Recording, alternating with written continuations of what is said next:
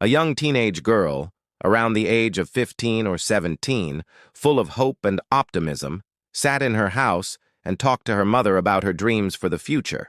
She wanted to finish school and become either a nurse or a lawyer. The little girl looked up at her mother with innocent eyes and asked, "Am I dreaming too big?" The mother hugged her tight, whispering, "Never, my darling. You can achieve anything." However, the reality was far from the mother's comforting words. Their family was struggling with severe poverty. The father had lost his job, and the money they had was running out fast. One day, the father, desperate to put food on the table and provide for his family, took a huge loan from a moneylender. He promised to pay it back as soon as he got his job back. But months went by, and the father's hopes started to dwindle as he couldn't find a new job. The weight of the debt loomed over their heads like a dark cloud. Meanwhile, the moneylender, a sly and cunning man, had been watching the family closely. When he saw that they were decent people who had fallen on hard times, he came up with a diabolical plan. He approached the father and said, "I know you're going through a tough time right now. How about we forget about the debt? I have an offer for you." The father, confused, looked up at him, wondering what trick he had up his sleeve. "Give me your daughter as my wife and all your debts will be cleared. We can set a date and make it official," the moneylender said with a smirk, hoping that the desperate father would agree to his proposal. The father, torn between his love for his daughter and the dire straits he was in, couldn't think straight. He looked at his wife and children, their faces etched with worry. He knew if he didn't do something, they might be forced out of their home. Without even asking his daughter, he agreed to the marriage. When the young girl heard about the decision, she burst into tears. She couldn't understand why her parents would do this to her. She had done nothing wrong. As she got ready for her wedding, she looked at herself in the mirror, her reflection staring back. A young girl trapped in a nightmare. She cried silently, her tears falling onto the fabric of her white dress, staining it with the color of her pain. On the day of the wedding, she refused to accept the garlands they put on her neck. She didn't cooperate at all. Her parents held her tight, their faces filled with guilt, but they remained silent.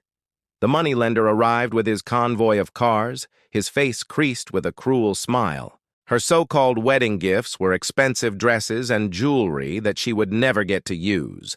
As the wedding ceremony continued, she closed her eyes, wishing it was all a bad dream. She had no voice, no one to stand up for her. Finally, it was over. The bride, no older than 16, was led away from her family and taken to her new home. For the next few years, she lived in an old mansion, a prisoner in her own gilded cage. She cleaned the house, cooked food, did everything for the old man. But he never treated her like a human being.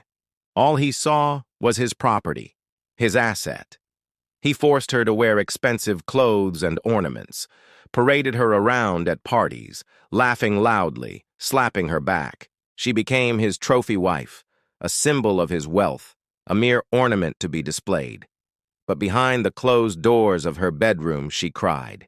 She cried out for help, for justice. One day, she found an old journal and started writing, pouring her heart out onto the pages.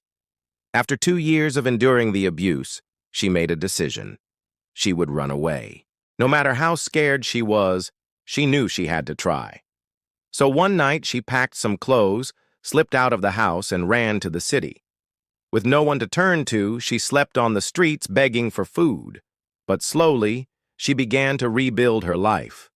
A kind woman took her in and helped her find her feet. An NGO provided her with education and training. After years of struggle, she found a job and became financially independent. One day, she heard rumors that her family was in trouble again. The irony was that she had enough money to help them. So she forgave them. She realized that they had made a terrible mistake, but it was too late. They couldn't turn back time. Years went by. The girl grew up to become a successful woman. She became a lawyer, helping underprivileged girls fight for their rights. She married a supportive man who loved her for who she was. One day, She was reading at her favorite cafe when she heard two men at a nearby table talking about her past. They were shocked when they saw her, recognizing her despite her changed appearance. "It's her. It's the girl who was sold to the moneylender." She pretended not to hear them, sipping her coffee calmly. As the men walked out of the cafe, one of them whispered to his friend, "She had it coming. After all, her family sold her to pay a debt." The woman smiled sadly, knowing that she had come a long way. She had turned the tables, proving them wrong. She was once sold to pay a debt. Today, she paid their debt with dignity, not tears. That's all for today. See you tomorrow.